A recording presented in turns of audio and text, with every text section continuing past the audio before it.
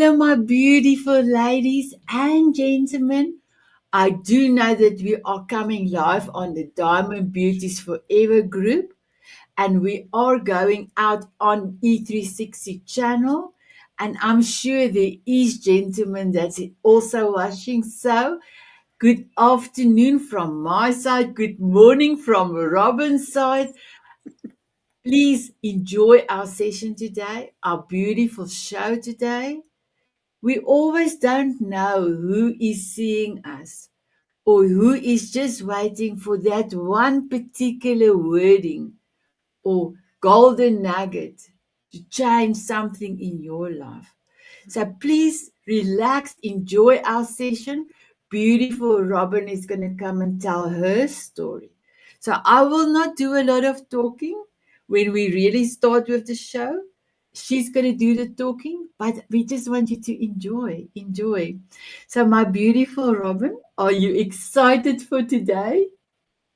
I am. Thank you, Sonette, for this opportunity to be with you today. Now you are welcome. And here in South Africa, we used to say, "It's my pleasure." It's my pleasure. So, first of all, I want you to introduce yourself, but you can spend a few minutes with that, and then I'm going to show you your beautiful video I have made for you. I will be also sending that for you as a gift. You always can use it in a reel that you can send it to other people. And then I am going to play Natalie McQueen's video. She is actually going to help us publish our first book compilation, Soul of a Diamond. And then after her video, I will be here and you just continue to tell your story. You can start wherever you want to start. And almost at the end, I will indicate to you it's time for us to wrap up. So, my beautiful Robyn, can you introduce yourself and tell us where you're from? You bet. Thank you so much, Sonette. This is such a beautiful gift that you've offered me to be here today. As Sonette has said, my name is Robyn. I come from West Jordan, Utah, a suburb of Salt Lake City, nestled between two gorgeous mountain ranges. I'm a single mom of two amazing humans, and we recently just welcomed in a new puppy into our family. I am a transformation and empowerment mentor and a Reiki master teacher. I'm passionate about helping others truly leave their past behind and be present with their current moment. My methods empower others to acknowledge and process emotions, recognize and address limiting belief patterns, release past attachments, and discover profound healing through forgiveness and new perspectives that has really helped my life. I am the owner and founder of Clear Healings and Selene Healing Studio here in West Jordan, a space of powerful healing in a calm environment that feels like home. And I'm so grateful for all of those that come into the studio as practitioners to share their gifts or as clients to do their healing. And so I've just been really blessed over the years to be able to share my wisdom and knowledge moving forward. And so stepping into this again today gives me another opportunity to share my wisdom and growth. So thank you, Sonette, so much. Beautiful. So I just wanted to say, my beautiful Diamond Beauties, we will show you your comments, but we will not do a shout out because we are celebrating Robyn today. So Robyn, here is your gift from me to you. Hi, I'm Robyn Eyre-Long from West Jordan, Utah, a suburb of Salt Lake City. I'm a single mom of two amazing humans, and we just welcomed a new puppy to our family. I am a transformation and empowerment mentor. I'm passionate about helping you truly leave the past behind and be present in each current moment. My methods empower you to acknowledge and process emotions, recognize and address limiting beliefs, patterns, release past attachments, and discover profound healing through forgiveness and new perspectives. I am the owner and founder of Clear Healings and Selene Healing Studio, a place of powerful healing in a calm environment that feels like home. And I'm so grateful for all those who share their gifts and talents with those who enter our doors, choosing the path of healing and self-connection.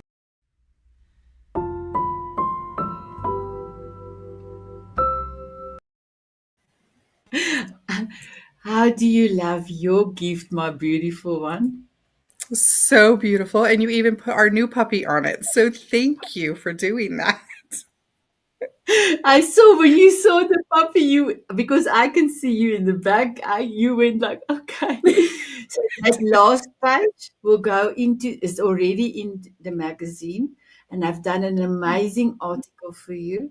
So it's your banner where people can see your how to connect with you. It's also like a advertisement um, banner, if I can call it like that, that is you will bestowed for you. Also, another gift for you in the Diamond Moment magazine.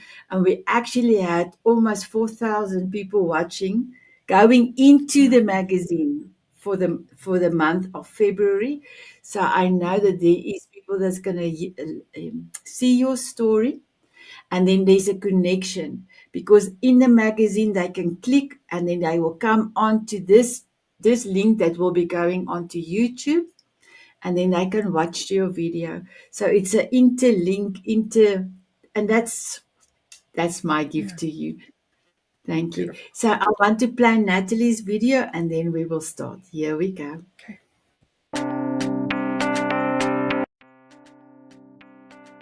Hi there, my name is Natalie McQueen. I'm the founder of Gifts of Legacy. I am a book publisher and a legacy designer. I am thrilled to introduce my talking journal. This unique journal features recorded messages from 100 trailblazing contributors that we call our masters and mavens. Imagine a journal that you can hold in your hands and get daily prompts of inspiration from these mentor experts.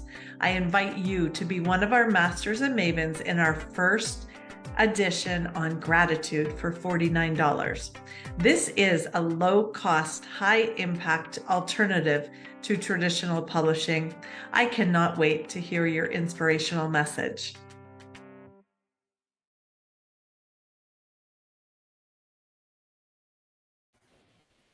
Wow, amazing. So my beautiful, beautiful Robyn, are you ready to start with your story? I am. Thank you. You are welcome. So, where do I begin? I think a lot of us have to go back to the beginning to give a little substance to what's happened. I was born to two beautiful people, and in why my dad was in the Air Force and serving, and we shortly moved to Utah after I think I was about 8 months old when we moved to Utah, and so grew up in a very religiously dominant area here in Utah. And I didn't really notice it a lot because all my friends grew up the same way. We all grew up in the same religion. We all learned the same things. We all played the same games. And so I had a happy childhood. But one of my favorite memories was my great aunt. And she had these huge pine trees in the backyard. And me and my cousin would just run and play under these pine trees. And I remember my great aunt teaching us about the fairies and about the elementals. And it was just so magical. I thought that was like what life was supposed to be, was magic all the time. And then, as we grow, we get responsibilities and we're taught new things. And in the religion I grew up in, we were taught a lot of things and we were taught not to question things. And so it was like, here's what we learn and here's the path we take. And we do as we're told. And so did all my friends. So I didn't think anything of it. And as I grew, those connections to the fairies dissipated and those connections to the earth dissipated. And I kind of missed that. I yearned for that, but didn't realize what was happening. And we step through life. We go through elementary school and middle school, and we start to have relationships. And I just remember always having to be connected to someone else, always having a boyfriend, always having my best friend with me. And I didn't think there was anything wrong with that because we want companionship. We want connection all the time. And I watched, now looking back, hindsight's always 2020. We always wish we knew what we knew back then, right? It's like the golden question. But as we progressed, as I progressed through high school and having amazing relationships and connections, and then into college, I remember the first time you step away from home, you kind of dabble in some different things and you spread your wings and you're like, okay, maybe is this really me? Is this not? But I'll tell you, this religion I grew up in, so much guilt for when we step out of those bounds. And it really takes a toll on us. And so even as I spread my wings and tried new things, that guilt of coming back to what I was taught, what I was supposed to do, who I was supposed to marry, really overshadowed a lot of things. And I ended up marrying a man who was everything I was taught to marry. And he, he was a good man. He really was. He was serving in the military. He asked my father for permission to marry me. I mean, he just like checked off all the things. And we were here in Utah for about a year, and then he was in the Marine Corps. And so we traveled. We moved 9 times in 13 years. And 4 years into our marriage, we were blessed with a beautiful baby boy. But I got really sick after I had my son. My son was 2 weeks old, and I ended up going back into the hospital for 15 days. And they couldn't figure out what was wrong with me. And I realize now, looking back, that I had postpartum depression a little bit, but being secluded in a hospital away from my brand new baby, I rolled into full-on depression. And that was so hard to be away from my son. And the doctors not knowing what's going on. And my husband having to work, my family flying in, trying to spend time with me, but take care of my newborn. And after about 15 days in the hospitals, the doctors were just stuck. They didn't know what was going on with me, and they saw me just dwindling away. And they released me from the hospital. And we came home, back up here to Utah. We were in California at the time. And we came up for about 10 days, and I was still sick. I was still spiking 103 fevers every night. I wasn't feeling good. The minute we got back to California, I ended up right back in the hospital. And I know this was draining for so many, but when you have that spouse, when you have that companion, you lean on them when you're sick.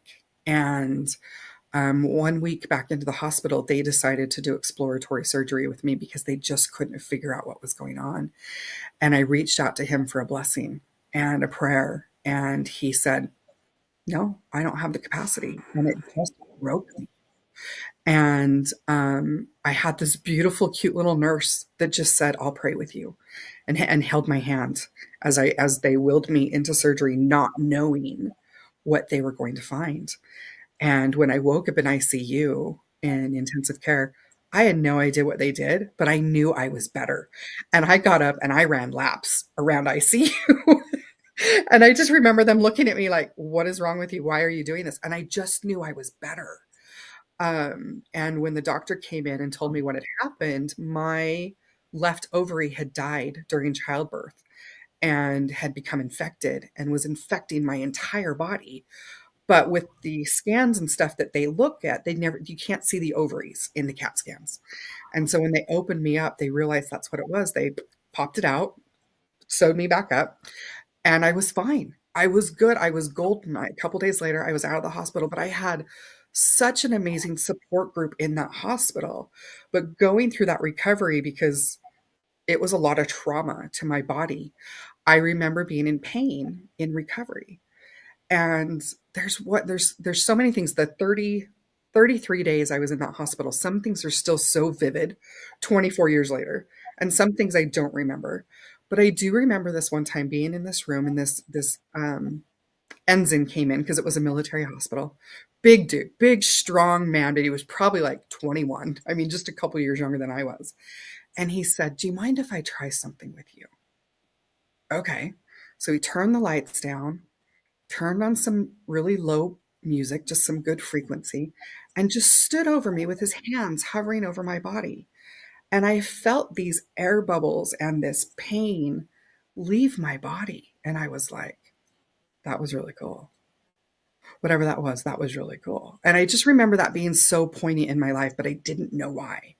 And a couple days later, I was released, and nobody recognized me because the last time they saw me, I was 39 weeks pregnant with this huge child. I was sick. No one recognized me at that point. And here I come out of the hospital 2 months later. I'm down like 120 pounds.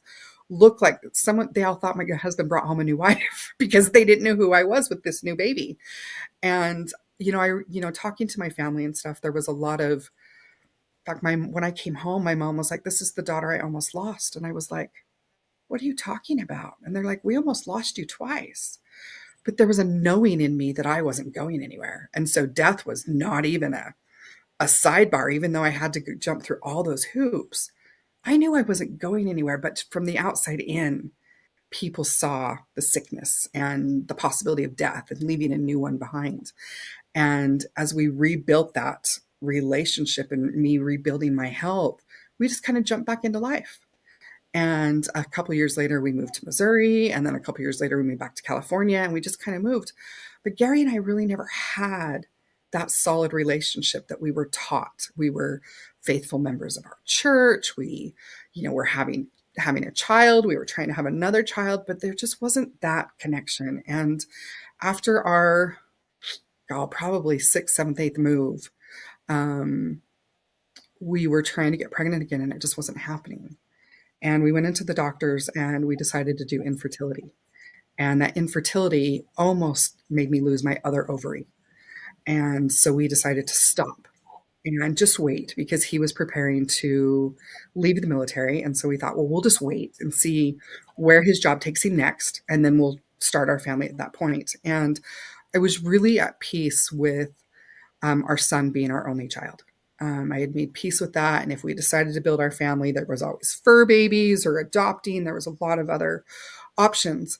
But I just made peace with it. And 2 days before my husband at the time retired from the military, I found out I was pregnant.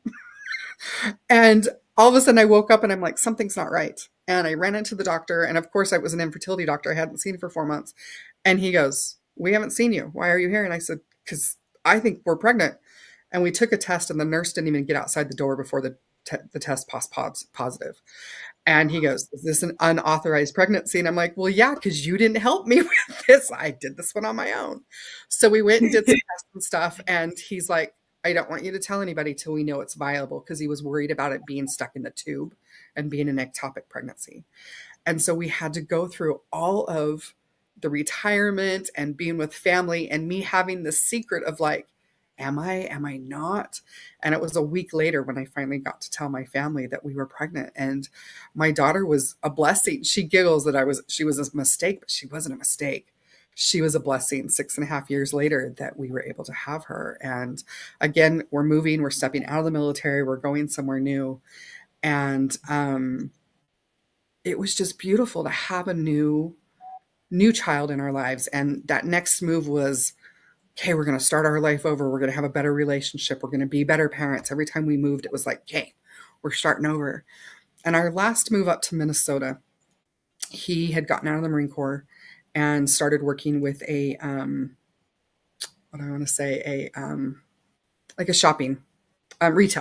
retail company. And the promise was, if we move to Minnesota for a year, they'll move us back to Utah to be closer to family, because my family's here. His was in Colorado. And so we get sent to the coldest place in the nation in Utah. The average temperature in Fahrenheit, which I know is a little bit different, is literally 0 during the winter. So like 30 below freezing, like 6 feet of snow from like October through March every year. But the blessing of being up there was that my son learned to play hockey. And that has been a passion of ours for the last 14, 15 years.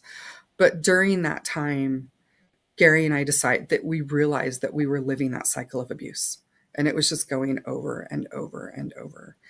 And the kids and I hadn't been home for a while. And we had already talked about the kids and I coming home for the summer and kind of giving us a break, plus visiting family. And when we got home, we just packed a bag and we flew home. Maybe we drove. We drove home. And I remember coming home and just spending some time with my mom and my family. And I think it was about the 3-week mark, about that 21-day mark, I just knew that we couldn't go back. It was not the life I wanted to raise my kids in. And funny enough, I was up at an elementary school, not just about 2 miles from my house now. And I was sitting up on the playground overlooking the valley, and I called him. And we had the most heart-to-heart conversation about where we were and what we were doing and what needed to happen. And he agreed. He really agreed. It was the most heartfelt adult conversation we had had in our 12, 13 years of marriage. And I told him, I said, I'll take care of this. And I want you to be a part of our family. I want you here when you can be here. I'll take care of it. And he agreed. And just before I was going to file for divorce, he sucker punched me about a week before with full custody, with alimony, saying I was an unfit mother. And it ended up being 18 months of just hell. And it was not what I wanted. I mean, no one wants their child. No one wants to go through a divorce. But I knew that I needed to. I knew this was not the place for us. And as we moved through that, there was a lot of angst. He was moving around. He was being secretive. The kids were struggling. And you don't want that. I went through that with my parents, and you never want that for your children. And so once things kind of got settled, we had, I have to say that that minute I made that decision to get divorced, which is a hard, hard decision to make, especially when you have kids. Within 24 hours, Sonette, I had a job and I had a place to live. And I've been able to be a stay-at-home mom with my kids the entire time I've been a single mom. So when you have to make those hard decisions and you make it for the right reasons, those validations come in.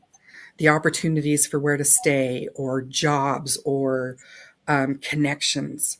It's so true. And I've watched that over the years as people have made hard decisions, that those strengths come in. And I was blessed with those things. And so I knew, as hard as it was going to be, that we were making the right decisions.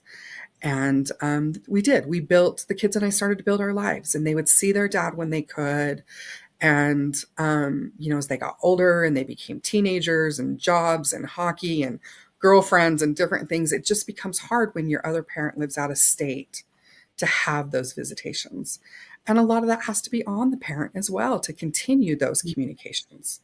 And unfortunately, he wasn't. And he had moved on to a family number 3, which I'm so blessed that he found his person and took on her kids, because they were beautiful together.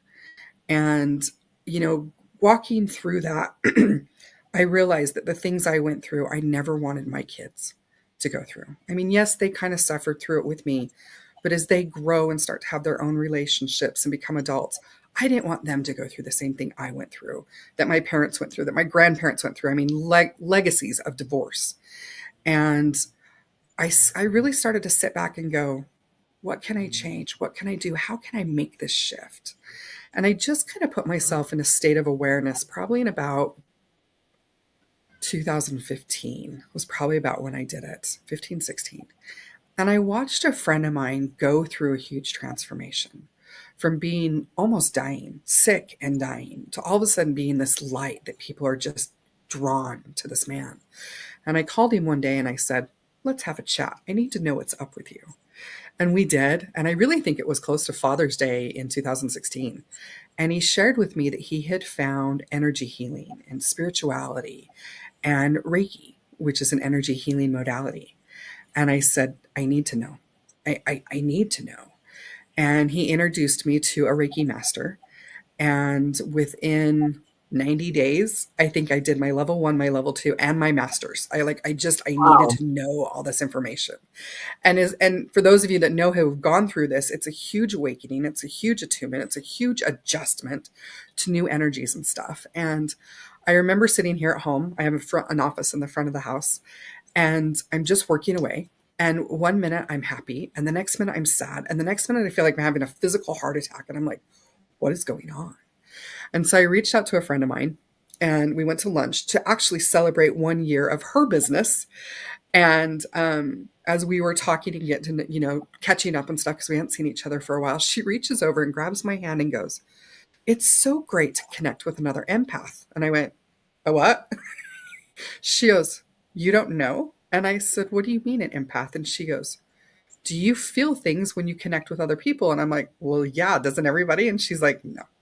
She goes, do you know things before they happen? And I go, yeah, I do. And it took me a minute. And so she really started to explain what it's meant to be empathic. And all of this is happening like within 90 days. And I'm like, okay, this is that spiritual awakening everyone talks about. We're learning some new wisdom and knowledge. And that was kind of the beginning of my deep dive. And I had to just keep learning. I became a Reiki master and had some beautiful messages come through. And then it was like I had to go back to my roots and need to learn about those elementals and those fairies and those gnomes and everything I learned that my great aunt talked to me about. And crystals. I remember wearing crystals all the time in high school and had no idea why. In fact, I found my crystal that I wore my entire senior year of high school just recently. Couldn't believe I still had it 30 years later. And so I became a crystal healer, and I learned Mayan light language. And I mean, I just kept learning and learning and learning and spending all this money until a friend of mine said, stop paying so much money for wisdom and knowledge you already have. And I was like, what do you mean? And that's when I really started to connect to source, because stepping away from religion, I had to step away from all the ideals of what religion meant, which meant God or Christ or whatever we believed was that ultimate power. And I had to rebuild that. And so for me, it was source or creator, as I was rebuilding that connection to source, and knowing that I had guardian angels and knowing that I had guides, but had no idea what that meant to me, and really stepping into that and having a community of Reiki masters and people who were on that same journey really opened up a lot for me. And as I began to do my own healing, I began to watch that healing develop down into my children. I remember one specific healing. I did a past life, and the gal that I was working with had never seen anything so lined up. So I'm going to give away some knowledge right now. I was born in 1972 in this life, and I was married in 1996 in this life. In this past life I went to, I was born in 1872, so exactly 100 years earlier. And I was killed in 1896 by the same man I was married to in this life. And it really shook me up. And I had to spend some time with that. And she called me back and said, okay, we need to go back in and we need to shift this. And I said, what do you mean we need to shift this? She says, well, remember, everything's energy. So we can go back and shift that outcome so you can have a better understanding and perspective moving forward. And I said, okay, let's give it a shot. And so we went in, and I was able to get more of the story, and I was able to leave in that story before he killed me. And funny enough, get away to my great aunt's house, who was the one that taught me all about fairies and elementals and everything. And there was such this strength that came up in me, and this newfound passion and courage to move forward. And as I drove around the mountain, which was about a 45-minute drive back home, really processing and integrating that healing and the way that through energy and Reiki and past life, we can shift those stories. When I got home, there was a new sense of strength in my children. And the way they talked about their father, there was power. There wasn't that cowering anymore to the anger. It was that there was just a newfound sense with them. And I wanted to continue that journey. I wanted to continue my healing journey. And probably one of the most powerful sessions I ever had was what I call contract space, or into the Akashic record, where we have all our wisdom and knowledge and all those contracts that we make. Because I believe that when we come to Earth, there's certain things that we need to do, certain people we need to connect with. And sometimes we're able to complete those so we can open that space for other things to come in. And a beautiful friend of mine was doing what she calls contract work. And my first session in there, going into my Akashic record, and it's so live with me that I even say it, and it's like my room drops in and I can see my library and my gorgeous tables and chairs as I sit in there. And she walked me through this process. And I believe my intention was, what am I not seeing? Or what do I need to see in this session? And I remember about being happy. What am I not seeing that's keeping me from being truly happy in my life? And as we walked through this process, she said at one point, is there anyone here that doesn't want Robyn to be happy?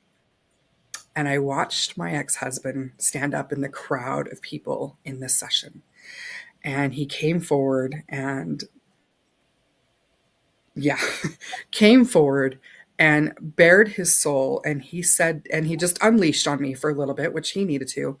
But then he said to me, spirit to spirit, everything that you've gone through is to make you a better mother. And you are the best mom for our children. And I watched his soul go through the light. And I was like, well, that was weird. Why did it go through the light? And she says, well, maybe that's just the way he needed to leave. And I said, okay. And we spent some time processing different things. As I look back now, 90 days later after I had that session and him and I had a heart-to-heart conversation, he started to get sick. He started to have ailments affecting his body. And it wasn't until, I think, 6 months later that we found out he was diagnosed with ALS, Lou Gehrig's disease, which physically attacks the body. The mind stays, but it physically attacks. So it's kind of the reverse of dementia for those that don't know ALS.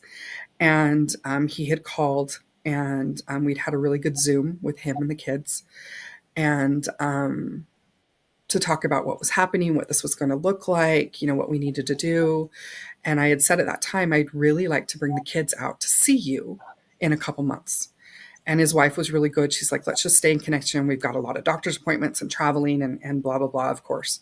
And so we had stayed connected, and we had decided to go out the end of June and make it kind of a family visit for the kids with their dad, but also a vacation for us because my son was looking at colleges in Colorado. And so, of course, we went with him, and something had shifted. And on the way there, my son and I started to feel really kind of anxious and nervous. And we were a couple hours away from where their dad was living, which I think was about a 12-hour drive from here. And their dad started texting, is your mom with you? Is your mom with you? And Cody goes, what do you want me to say? And I said, that's between you and your dad. If you want to tell him I'm with you, that's great. If you don't, I'm going to be 30 miles away from a hotel. It's all you guys for the weekend. No big deal. And he says, well, I don't want to lie to dad. And so he told him. And his dad got very, very angry and pretty much told the kids, I don't want to see you again. And he packed his bags and he left the state. And that was devastating for me and the kids because, first of all, as a mom, who's going to send their kids out to see their dying father by themselves? Not going to happen. But second of all, I was going to honor that space and time with him and the kids and then have some time to help process what was happening. And so it was very emotional and very traumatizing for my kids. And so we just packed up one day and went for a drive. And, divine spirit just leads where it needs to lead. And we actually ended up in the exact same spot we did, oh my gosh, when my daughter was first born, because I was having problems with their dad. And so we packed up and went for a drive. And we ended up back in the exact same spot. And I was like, okay, here's the end of the circle. Here's the end of this cycle. We're going to be able to clear this and be done. And we ended up having a really good time with me and the kids and just processing. But once we got home, everything started to just kind of unravel. And my kids were feeling guilty for not having relations with their dad and not having connections. And so I needed to do some deep dive on myself and continue that journey of healing so my kids could have their strength. And I continued that journey and continued with relationships. And, in the midst of all this, life has to keep going, right? We have to keep working and we have to keep building. And so there's this section of our life that's happening, but I'm also being blessed on the other side to be opening the studio I opened just as COVID hit, which was crazy. But we did it. We got the keys in February.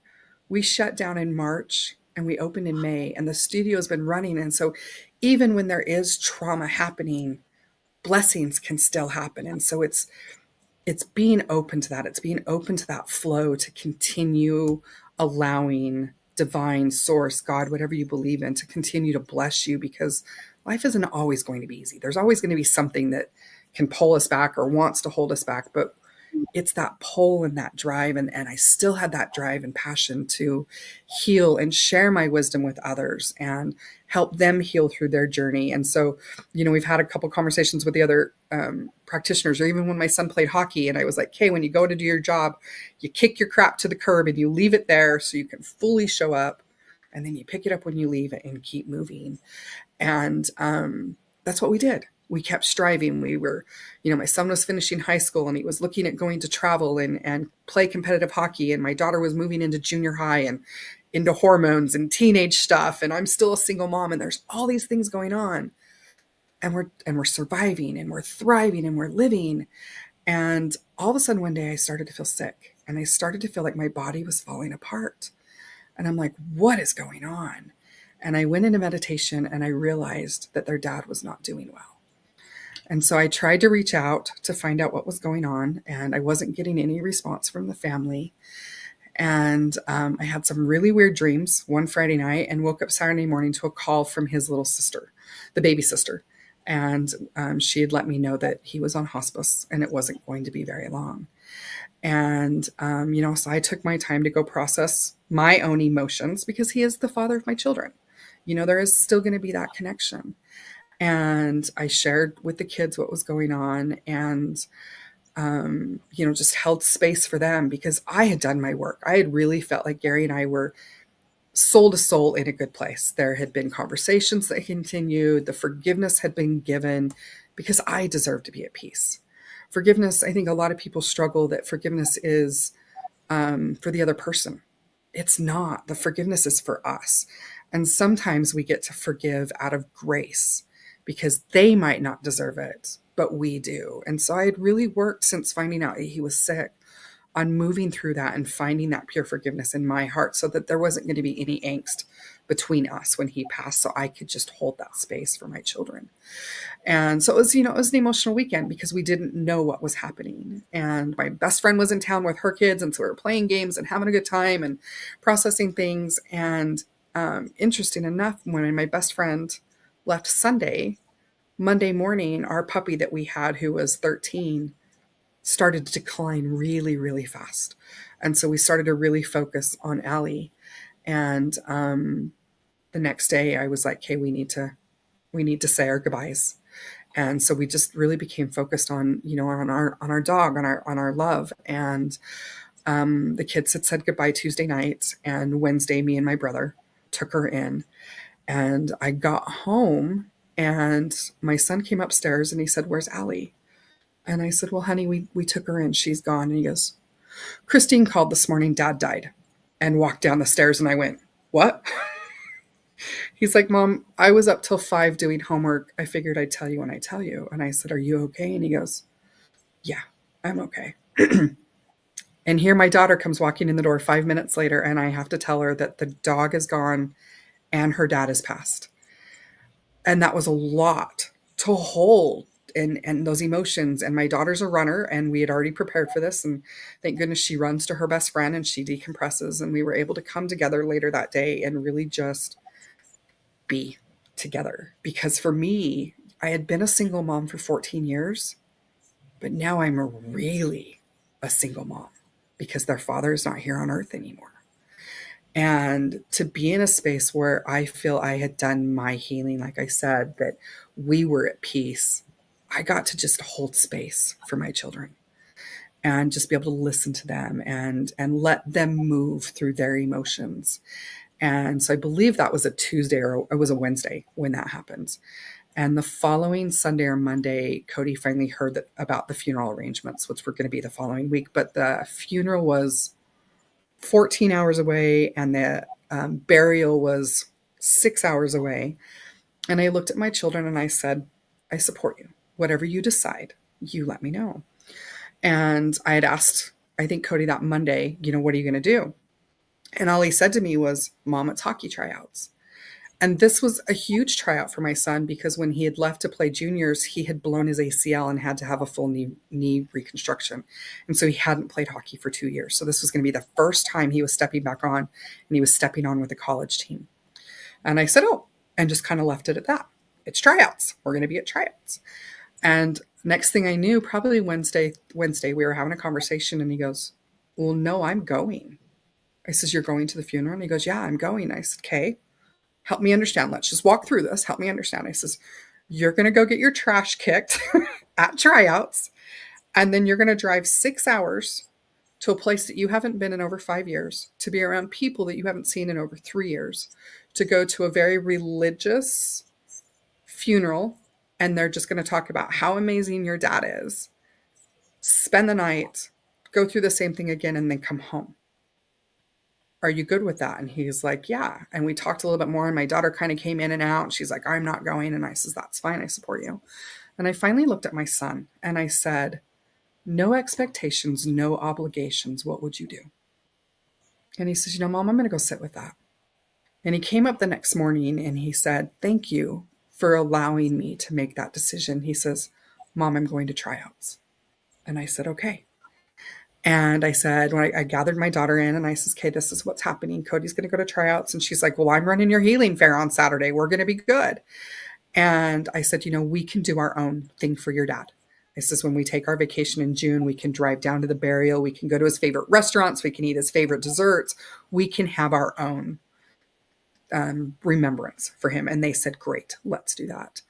And so it was really empowering as Saturday happened, that my son actually signed his first college hockey contract and my daughter was running my healing fair as their father was being buried in the ground. And I know a lot of people would probably be really upset with me that I didn't force my children to go. But they don't know the whole story. They don't know the relationship between my children and my father and their father. And as much as I wanted them to have an amazing relationship, because I have an amazing relationship with my dad, I had to separate myself. And I had to just hold space for my children to make that decision on their own. And I know that there was flare back with the family. But because I believe that because of the work I've done, the strength that I found in myself and in my voice, that I've been able to gift to my children, they've not allowed that darkness or that negative energy to infect them through this. And it's been beautiful to watch because it's been, next month will be 2 years since both our puppy and their dad passed. And it was about a year that I just said, you need to give us time. You have a lot of work to do on the other side. Go do what you need to do. And slowly I've been opening that up. And as I talk about him, I can feel him here, that he's such a support now that we can laugh and be like, yeah, you really caused me a lot of hell. But it was everything I needed to go through. And, there's been little things over the years that people have gifted me by sharing stories or sharing words or sharing books, and that shifted my perspective. And that's why my platform is so much about forgiveness and about perspectives, because when we get stuck, we're only hurting ourselves. We're not hurting anyone else. We're only hurting ourselves. And when we do this in the energetic realm and we're breaking those ties, or we're moving through those old beliefs that don't work for us anymore, or we're trying to break, for me, trying to stop divorce in my family, which come to find out was stopping codependency in my family. Those things trickle down. They trickle up and they trickle down. And it's been beautiful to watch that unfold as it's trickled up. And I've watched my mother and other members of my family find their voice and find their strength. And my daughter, who's 17, she's more confidence in her little finger than I've had in 50 years of my life. And it's beautiful to watch this unfold and to know that we're supported in this realm and the next, and to just finally be in a space to just flow and allow life to unfold instead of living in that box. So many of us continue to live in that box of how we were raised or what the religion tells us, and it doesn't feel good anymore. And so what I say is, when you've learned everything in that box, don't get rid of it. Step out of that box and flip it over and step on top, because it comes a new foundation of wisdom and knowledge that you can build on. And so everything that I've learned is a new foundation, and I continue to move those boxes up and up and up. I don't get rid of them, because everything I've gone through in my life, good, bad, ugly, or indifferent, has made me who I am now. And I wouldn't change that for the world. And I know a lot of people will be like, oh, I wish I could get rid of that relationship, or I wish I would have done that different. But if you had, you wouldn't be where you are right now. And maybe we just need to shift that story a little bit, or maybe we need to have a new perspective. But one of the biggest perspectives that came in for me was a friend of mine actually gave me a children's book, The Little Soul and the Sun by Neil Donald Walsh. And just a quick synopsis, that everyone's up in heaven and we're happy and we're go lucky and we're all these little cute little angel cherubs running around. And this one wants to learn more and wants to learn forgiveness. And God's like, we're in heaven. There's no need to forgive, but I want to learn more. And so her best friend comes up and says, I'll go to earth with you and I will give you the opportunity to learn forgiveness. And as the story progresses and unfolds, and at the time the story was given to me, it helped me shift my belief with Gary, and that he came to earth to be the man who he was so I could learn forgiveness, and I could learn healing, and I could learn humility. And so I get to be grateful for my marriage that was religious and military and narcissistic and violence, and not violence, but anger and mental and verbal abuse. I get to be grateful for that because it taught me so many things. And I've got to pass on those new stories and that new strength to my children and my friends and my colleagues and my clients, and now you and everyone watching here. And so I just hope that if you are struggling with anything, that you take a moment to take a step back or climb up on a mountain and see things from a new perspective. That's all it takes, is just seeing things from a new perspective to shift into a healing mode, or to gain some new insight. Take a moment to breathe. And that's all it takes. That's all it takes, is to shift, to feel, to heal, and to release. Or That's as I everyone say, for me. just put another, put the color glass on Yes. and look at it through a different lens. Yeah, completely. I love your glasses. Completely. I love that. I love that. And so I just hope that my story of, yes, there were times in my life that it was traumatic and things were awful, but there's so much that's come from that. I hope that everyone knows that they can shift their perspective, that there is healing, that you can rewrite your story. And the more we do work on ourselves, the more that healing trickles down to our kids and our grandkids and all our generations to come. And it just raises the vibration for everybody. So take that foundation that you're living in, walk out of it, say thank you, flip it over, stand up on top, and keep growing, keep moving, keep healing, keep loving. I love it. You know, that is also one of the things that I tell a lot of ladies, especially ladies. You wish upon a star you were somebody else, or wish this never happened to you. But I am truly privileged to be me, because if I didn't go through all that, I would not be me. Yeah. So true. Amazing. So, my beautiful Robyn, we almost finished with the show. Can you believe the time had flown? It But has. can you tell us how can people get connect with you, and then can you also tell us your golden nugget and your forever song, please? Oh, beautiful. So you can connect with me on Facebook or Instagram under Clear Healings. I believe it's Clear Healings 1 if you're looking it up on Facebook or Instagram. Also clearhealings.com. And then the studio as well is Selene, Selene, Healing Studio on Facebook and Instagram and website. We always have things going on. In fact, we have our healing fair coming up this next Saturday, the 9th, where we have like 5 or 6 different practitioners where you can come in and sample different things. So find us that way. I see clients in face-to-face. I see clients virtually. I have clients all around the world. I love connecting with people. And my golden nugget of wisdom. I would say right now, my nugget is good, bad, or indifferent. Everything is wisdom and knowledge, and we get to choose what to bring into our lives, and we get to choose what to leave behind us and say thank you. Wow, that is beautiful. That is totally a different perspective that I ever heard. You know that Beautiful. you are so unique. You are spectacular. And can you also tell us your forever song? My forever song. I think it's the one I shared with you when we first connected. It's a beautiful song that actually helped me through some trying times, and it's called "The Song of Women" by Lzzy Hale and The Who. And it's a long song, but when you listen to those lyrics and feel that music move through you, it's so uplifting and so empowering. So, "Song of Women" by Lzzy Hale and The Who. So I knew about the Who. I know about them because it's what tribe are they? They're in the Himalayas. What tribe are they? Well, I forgot now. What tribe are they? Yeah, But I know they're from Mongolia.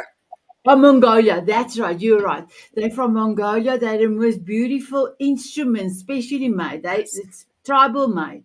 And I never knew the lady that sang. I didn't saw this. And when I saw your song for the first time and we started to dance, remember I showed you so many goosebumps. It was beautiful. Yeah. So my beautiful ladies in the Diamond Beauties, I hope and I know this show today was incredible.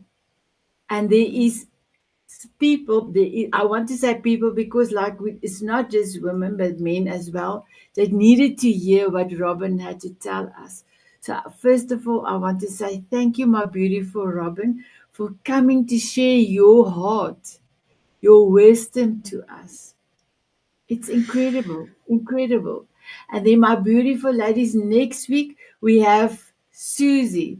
So Suzi's recording is already been done on Monday because when the show is on 7 a.m. Pacific Standard Time, it's 2 a.m. for her in the morning. So we said now we will do the recording. So I just wanted to say thank you so much for watching. But before we go out, I want to play my song I've written for the Soul of a Diamond ladies. But it's not a song yet. It's just the words that somebody is going to read for us. But today, my beautiful Robyn, Rick, the gentleman is going to sing it for me, sent me the first draft. It was beautiful. I decided to do a video, and then I started to play his song for the first time because I wanted to close my eyes. So he sent me two. I played the second one first, and I was like moving, and I stopped, and then I started in the recording in Zoom. And when I started with the first song he sent, I don't know why I've done it the reverse, but I know why now. And the song just started, and I started to cry because it was a beautiful, beautiful rendition of my song. So I cannot wait for him to complete everything that he needs to complete, and then I will be able to see. He will sing it for us. But now I'm gonna let somebody read it for you. Here we go. Moments of moving from here to there between the star and the moon's soft glare capture a glimpse of light so rare, radiant and shining, our hearts declare for the world to see, and loves are filled with laughter, keep us going, hearts thrilled, capture the essence of who we are in the spirit of a child like a shooting star. Moments to share our true stories so bright, not only for the world to heal, take flight, but to remind us how amazing we are. Forever moving forward, a radiant star to create magic near and far. In the radiance of each heart's soft glow, we find the strength to carry on and grow. Shining bright, our love doth show in every moment, from dusk till dawn's soft flow. Radiant hearts. How did you love that? The words. So powerful, so beautiful, Sonette. Wow. So I told you my vision was in 2 minutes. The wording came out. I just needed to sort it a little bit out, but also came out less than 5 minutes. I wrote the song and I was like, wow, I love it. So my beautiful Robyn, thank you for being here. Thank you, my beautiful ladies from the Diamond Beauties, for watching and enjoying the Soul of a Diamond episode, and then my viewers out on the E360 platform. Thank you for being here. We salute you because you are ultimately responsible for your own happiness, for your own life. Have an amazing day. Please look after yourself. Smile often and keep on dancing. Bye bye, everyone. Bye-bye. Thank you.